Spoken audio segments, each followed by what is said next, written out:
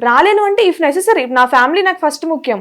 వాళ్ళ దగ్గర నేను ఏదన్నా చెయ్యాలి అంటే ఇప్పుడు మా మమ్మీ కోసం నేను జాబ్ చేస్తానని చెప్పాను, మరి చేస్తా అని చెప్పిన కదా వెళ్ళి చేసుకో అంటున్నారు. నాకు వచ్చింది ఆపర్చునిటీ నేను యూటిలైజ్ చేసుకుంటాను. మీరు నన్ను దాని గురించి అడగండి.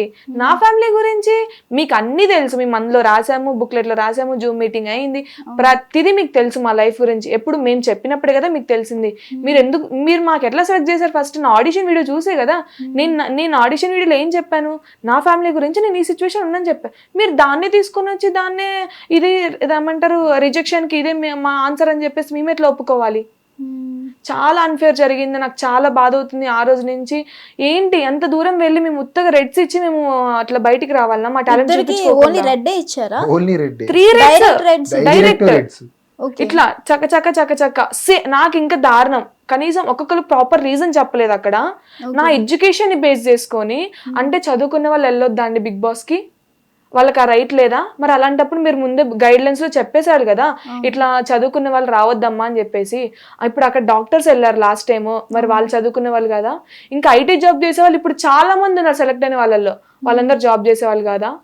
ఇఫ్ ఒకవేళ నేను అబద్ధం చెప్పుండొచ్చేమో అక్కడ, నేను కూడా ఐటీ జాబ్ చేస్తున్నాను, నేను చేసుకునే బిగ్ బాస్కి వచ్చిన నాకు ఉంది ఆ స్కోప్, కానీ నేను జెన్యున్ గా ఉండాలనుకున్నాను అక్కడ, నేను హానెస్ట్ గా ఉండాలనుకున్నాను అక్కడ. అది అంతా చూడకుండా మీకు ఉంది కదా మీరు వెళ్ళి జాబ్ చేసుకోండి బయట, ఇది ఎట్లా జరుగుతుంది? నాకు అస్సలు ఆ రోజు నుంచి అవ్వట్లేదు. పర్టికులర్ రీజన్ చెప్పి నన్ను అవుట్ ఆఫ్ ది స్టేజ్ అంటే నేను ఖచ్చితంగా నేను మూసుకొని వెళ్ళిపోతాను అక్కడి నుంచి. ఒక క్వశ్చన్ కూడా రేజ్ చేసావు కాబట్టి ఇప్పుడు నెక్స్ట్ స్టెప్ ఏం తీసుకోవాలనుకుంటున్నారు? నెక్స్ట్ స్టెప్ ఏంటి, ఇంకా నేను అందులోంచి రాలేదు. ఫస్ట్ నేను దాని గురించి కూడా ఆలోచించలేకపోతున్నాను. నాకు ఇంకా హోప్ ఉంది. మేబీ ఈ మీడియా ఛానల్స్ వల్ల కానీ సోషల్ మీడియా నుంచి కానీ ఎక్కడి నుంచైనా ఏదన్నా నాకు వరం లాగా వచ్చి నేను మళ్ళీ వెళ్తానేమో అని అదే ఉంది నాకు. తెలీదు. Hope for the best. ఇంకా నేను ట్రై చేస్తున్నాను వేరే వాళ్ళ దగ్గర నుంచి కానీ బయట కానీ. హోప్ ఉంది, ఎందుకంటే మేము జెన్యున్ గా చెప్తున్నాను. చాలా అన్ఫేర్ జరిగింది, చాలా బాధ అవుతుంది. నాకు ఒక్కదానికి కాదు, నాలాంటి టాలెంటెడ్ పర్సన్స్ చాలా మంది బయటకు వచ్చిన వాళ్ళు ఉన్నారు. ఎవరైతే ఆ రోజు థర్డ్ డే రోజు జరిగిందో ఆడిషన్, అది కూడా ఈవినింగ్ జరిగిందో, వాళ్ళందరికీ కూడా మినిమం ఒక్క గ్రీన్ ఇవ్వకుండా ఎట్లా పంపిస్తారండి? ఒక్కళ్ళకి టాలెంట్ ఉండదు, 15 మెంబర్స్ లో ఒక్కళ్ళకి ఉండదా? అంటే మీరు ముందే ఫిక్స్ అయిపోయారు అంతా, మీరు ముందే అంతా స్క్రిప్టెడ్ ఉన్నారు. నేను ఫోక్ సాంగ్స్ చేస్తాను కదా, నేను వెళ్ళే ముందు నాకు బ్యాక్ స్టేజ్ లో చెప్పి పంపించారు, మీకు ఒక సాంగ్ పెడతాం ఎంట్రీ సాంగ్ లాగా, మీరు సాంగ్ చేసుకుంటే వెళ్ళాలని చెప్పారు. ఓకే, ఫోక్ సాంగ్ కదా, నేను బాగా ఎంజాయ్ చేస్తాను కదా, నేను చేసేస్తాను, నేను ప్రొఫెషనల్ గా తీసుకుని నేను చేసేస్తానని చెప్పాను. సాంగ్ వినిపించండి అని చెప్పి సాంగ్ చూపిస్తే మ్యాట్ 2 మూవీలో స్వాతిరెడ్డి సాంగ్, అది విచ్ ఇస్ ఐటమ్ సాంగ్. అది నేను చెప్పాను ఇది ఐటమ్ సాంగ్ అని నేను చెయ్యను, నేను చెయ్యను అని చెప్పాను. అంటే లేదు మ్యామ్, మేము ఆల్రెడీ ఫిక్స్ చేసాం అక్కడ, మీరు మేము ఆల్రెడీ ఫిక్స్ చేసాం కాబట్టి మీరు అదే సాంగ్ చేయాల్సి ఉంటుంది అంటే నేను అన్నాను నేను చెయ్యను, అది ఐటమ్ సాంగ్, నేను ఎట్లా చేస్తాను? అక్కడ నేను బ్యాడ్ అవ్వచ్చు, లేకపోతే ఇంకా వేరేలా పోర్ట్రే అవ్వచ్చు. ఈ అమ్మాయి ఇంత ట్రెడిషనల్ గా వచ్చింది, ఆ సాంగ్ వేసుకొని వచ్చింది అని అనొచ్చు. ఇప్పుడు బ్యాక్ స్టేజ్ అంతా ఎవరికి తెలియదు, వాళ్ళు పర్టికులర్ అదే సాంగ్ పెట్టారు అక్కడ. అక్కడ ఉన్న వాళ్ళ స్టాఫ్ వాళ్ళు ఉంటారు, మేనేజ్మెంట్ ఉండి చెప్పారు నాకు వచ్చేసి, మీరు ఇప్పుడు సాంగ్ ఇది పెడతాము, మీరు మాత్రం స్టెప్స్ కూడా ఫోక్ సాంగ్స్ వేసేయండి, సాంగ్ మాత్రం ఇది పెడతాము, మీకు నచ్చిన ఫోక్ సాంగ్ స్టెప్స్ వేసేయండి అని చెప్పారు. నేనే ఎట్లా చేయాలి దాన్ని? సాంగ్ ఏంటి, నేనున్న లుక్స్ ఏంటి, అక్కడ నేను ట్రెడిషనల్ గా వెళ్ళాలి అనుకున్నాను, నాకు అదే నచ్చుతుంది, అదే ప్రజెంట్ చేయాలి అనుకున్నాను, నేను ఎలా ఉంటాను ఏంటి అనేది నేను ప్రజెంట్ చేయాలనుకున్నాను. అట్లాంటిది మీరు ఆ సాంగ్ పెట్టేసి ఐటమ్ సాంగ్ పెట్టేసి నన్ను ఫోక్ స్టెప్స్ వేయండి, ఫోక్ డాన్స్ వేయండి అని చెప్పారు. తప్పక చేయాల్సి వచ్చింది అక్కడ. ఒకవేళ నేను సాంగ్ అట్లా నించొని లేదంటే వాళ్ళు ఏదైతే అదేంటి నేను అక్కడ వాళ్ళని కూడా నేను తప్పు పట్టట్లేదు, కానీ ముందే మేనేజ్మెంట్ అవన్నీ చూసుకోవాలి. అంత పర్టికులర్గా మెన్షన్ చేసిన నేను నా ఆడిషన్ వీడియో నేను మెన్షన్ చేసిన, నాకు ఫోక్ సాంగ్స్ అంటే ఇష్టం, నాకు మన ట్రెడిషనల్ కల్చర్ అంటే ఇష్టం, నేను అదే వేలో ఉండాలి అనుకుంటాను అని చెప్పిన తర్వాత మీరు నాకు ఐటమ్ సాంగ్ ఎట్లా ఇస్తారు?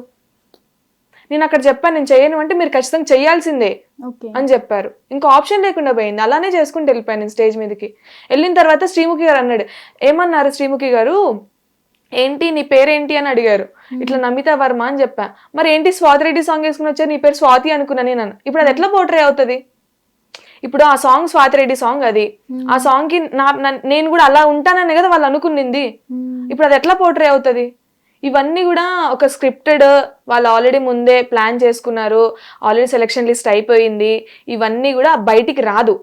ఇంకొకటి, ఎవరైతే రివర్స్ అయ్యారో జడ్జెస్ కి కానీ శ్రీముఖి గారికి కానీ అక్కడ మేనేజ్మెంట్ మీద, అది ఏది కూడా టెలికాస్ట్ చెయ్యరు, ఆల్మోస్ట్ టెలికాస్ట్ చెయ్యరు, ఎక్కడో ఒక దగ్గర చేస్తారు. అమ్మాయిలు కూడా రివర్స్ అయ్యారు చాలా వరకు, కాకపోతే అవంతా టెలికాస్ట్ అవ్వదు. బట్ తెలియాలి, ఎవరైతే నెక్స్ట్ టైం వెళ్ళాలి అనుకుంటున్నారో వాళ్ళు ముందు ఇవన్నీ తెలుసుకుంటారు. ఎందుకంటే మేము ఫేస్ చేసినాం, మాలాగా ఇంకొకరు ఫేస్ చేయొద్దు కదా. ఇప్పుడు నేను ఇంత బాధపడుతున్నా, ఒక అమ్మాయి ఉండి నేను జస్ట్ 21 years నాకు, నేను ఇంత స్ట్రగుల్ చేసుకుని అక్కడి వరకు వెళ్ళాను. ఎందుకు వెళ్ళాను? నా ఫ్యామిలీ కోసం వెళ్ళాను. నాకు తెలుసు నా బ్యాక్గ్రౌండ్ ఏంటి, నాకు ఏమీ లేదు. నేను నా టాలెంట్తోనే అక్కడి వరకు వెళ్ళాను. నాలాంటి ఎంతో మంది ఉండొచ్చు అమ్మాయిలు, నెక్స్ట్ వెళ్ళాలి అనుకోవచ్చు. వాళ్ళందరూ కూడా ఇది ఒక ఎగ్జాంపుల్ లాగా తీసుకొని ఈ ప్లాట్ఫామ్ వద్దురా బాబు, ఇంత ఫేక్ షోస్ వద్దు, లేకపోతే టీఆర్పీ కోసం వాడుకుంటున్నారు పీపుల్ని, ఎవరైతే కామనర్స్ వాళ్ళందరినీ వాడుకుంటున్నారు అని చెప్పేసి నేను గట్టిగా చెప్తాను. ఈ రోజుల్లో అమ్మాయిలు ఇలాంటి ఫీల్డ్స్లోకి వచ్చి చాలా ఫేస్ చేస్తున్నారు కదా, కమిట్మెంట్స్ ఇవన్నీ. అలా ఏమైనా ఫేస్ చేశారా మీరు? లేదు, నేను ఫస్ట్ టైం నేను ఒక స్టేజ్ మీదకి వెళ్ళినా, నేను ఎంత బిగ్ ఆపర్చునిటీ నేను ఫీల్ అవుతున్నాను దాన్ని, నేను చాలా ప్రౌడ్గా ఫీల్ అవ్వాను. మా మమ్మీ కానీ నా చెల్లి కానీ అందరూ చాలా ప్రౌడ్గా ఫీల్ అయ్యారు. ఎందుకంటే మా సర్కిల్ కానీ నా బ్యాక్ సైడ్ కానీ ఎవ్వరు కూడా ఇలాంటి ఫీల్డ్లోకి రాలేదు. నేను ధైర్యంగా నేను నా స్ట్రెంగ్త్తోని నా టాలెంట్తోని నేను ముందుకు అడిగేసిన, నన్ను నేను నమ్ముకొని ముందు అడిగేసిన. నేను అట్లాంటి దాంట్లో ఫెయిర్ అవ్వలేదు, కరెక్ట్గా అవ్వలేదు. అది నా వల్ల సరే, నేను నాది నా టాలెంట్ లేకనే నేను ప్రూవ్ అయ్యాను, ఇట్లా ఫెయిల్ అయ్యాను అని చెప్పేసి ఒక ఉంటే నేను నెక్స్ట్ టైం ట్రై చేస్తానో లేదో నాకు తెలీదు. కానీ వేసిన ఫస్ట్ స్టెప్పే ఇలా జరిగింది, నాకు అన్ఫేర్ జరిగింది, ఆ బాధ తీసుకోలేకపోతున్నాను. ఇప్పుడు నా అమ్మ కూడా ఇంట్లో ఉండి ఇంకా మన కష్టాలు పోవా, ఇలాగే అవుతుందా, అలాంటి మాటలనే మేము వింటూ ఉంటాం కదా. ఎంత బాధ అనిపిస్తుంది చెప్పండి. మీరు చాలా అన్ఫేర్ చేశారు అక్కడ. ఒకవేళ ఫేర్ గా జరిగి ఉంటే, అందరికి ఎలా అయితే జరిగిందో audition, first day second day ఇట్లా 30 minutes 1 hour ఇచ్చి చేశారో, మా గురించి తెలుసుకున్నారు, అక్కడ స్టేజ్ మీద మీ టాలెంట్స్ ఏంటని చెప్పి తెలుసుకున్నారు, ఫన్ చేశారు, ఎంటర్టైన్మెంట్ చేశారు. అవేమీ మాకు జరగలేదే. ఒకవేళ నువ్వు నాతో ఇంకొంచెం సేపు మాట్లాడుంటే నేను ఇంకా ఎక్కువ నేను ఎక్స్ప్రెస్ చేసేదాన్ని అక్కడ, నాకు ఇంకొంచెం టైం ఇచ్చి ఉంటే నేను ఇంకా ఫన్ చేసేదాన్ని అక్కడ. అవేమీ లేదు అక్కడ.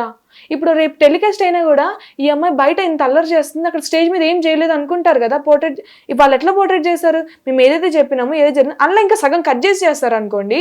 ఉన్న దాంట్లో చెప్తారు, ఉన్న దాంట్లో కూడా బయట చూస్తే ఇలా ఉంది, అక్కడ చూస్తే అలా ఉంది. ఏమనుకుంటారు నా ఫ్యామిలీ, ఏమనుకుంటారు అంటే ఈమె నిజంగానే ఈమె పర్ఫామ్ చేయలేదేమో అనుకుంటారు. కానీ ఇప్పుడు ఇదంతా మేము చెప్పిందంతా బ్యాక్ స్టోరీ ఎవరికి తెలియదు. సో ఇది అంతా టీం లోపం అంటారా, లేదంటే జడ్జెస్ లోపం అంటారా? జడ్జెస్ లోపం అని చెప్పకూడదు, కాకపోతే టీం ఎవరైతే మేనేజ్మెంట్ ఉందో, అక్కడ ఎవరైతే రెస్పాన్సిబిలిటీ తీసుకుంటున్నారో వాళ్ళు కరెక్ట్ గా షెడ్యూల్ చేయలేదేమో అని నాకు అనిపించింది పర్సనల్ గా. ఎందుకంటే ముందున్న వాళ్ళకి ఎంత టైం ఇచ్చేసి, ఇఫ్ మీరు చెయ్యాలి అనుకుంటే ఒకటి పెట్టుకోండి, ఇంతమందిని ఈరోజు చేసేయాలి, అలా ఇంతమందికి. లేదు అంటే అందరికి ఒకటే టైం ఇవ్వండి. అప్పుడు నేను ఇంత ఫీల్ కాకపోదును కదా. అందరికి ఒకటే టైం ఇవ్వండి, అందరిని ఒకేలాగా ట్రీట్ చేయండి, ఈక్వల్ గా మీరు ట్రీట్ చేయండి. అప్పుడు మేము ఇంత ఫైట్ చేయాల్సిన అవసరం లేదు మాకు. అరే అందరికి ఇచ్చారు కదా, సరే పోనీలే, ఇంకా మన బ్యాడ్ లక్ అనుకోవాలి, అలా అనుకునేదాన్నేమో నేను. కానీ అది అలా అవ్వలేదు కదా. మేనేజ్మెంట్ కానీ ఎవరైతే దానికి టీం ఉన్నారో, హెడ్స్ ఉన్నారో, డైరెక్టర్స్ కానీ ఎవరైనా కానీ, మేనేజ్మెంట్ ఎవరైతే చేస్తున్నారో కరెక్ట్ గా షెడ్యూల్ చేసుకోలేదు అని అయితే నాకు అనిపించింది. ఫస్ట్ డే రోజు అవ్వని ఆడిషన్స్ విత్ ఇన్ 1-2 hours లో 15 members అయిపోయినాయి. హౌ? అది కూడా ఫస్ట్ డే ఆఫ్టర్నూన్ 1:30కి ఏమో స్టార్ట్ అయింది. నైట్ 10 లోపల, 2 లోపల జస్ట్ 15 members కూడా అవ్వలేదు, 10 members కి అయింది అంతే. ఎగ్జాక్ట్ గా చెప్పాలంటే 10 members కి అయింది. మిగతా 5 members కూడా డే 2కి వేసేసినారు. అట్లాంటిది డే 3 వచ్చేసరికి ఈవినింగ్ 5:30-6కి స్టార్ట్ అయిన ఆడిషన్ 12 లోపల 25 to 30 members అయిపోయారు, మొత్తం అయిపోయారు. అంత ఫాస్ట్గా ఎట్లా జరిగింది అంత మందికి? అండ్ కొంతమంది అంటారు జడ్జెస్ అంత ఎనర్జీగా లేరు, డల్ గా ఉన్నారు, చాలా స్ట్రెస్ లో ఉన్నారు, సో కాబట్టి మీరు నెక్స్ట్ డే రండి అది ఇదని చెప్పి మొన్న మండేకి కూడా వేశారు. 2 days డిలే చేసి కూడా మళ్ళీ ఒక 5-6 members మళ్ళీ రమ్మన్నారు. రమ్మన్న తర్వాత కూడాను మొత్తం అందరికీ రెడ్సే.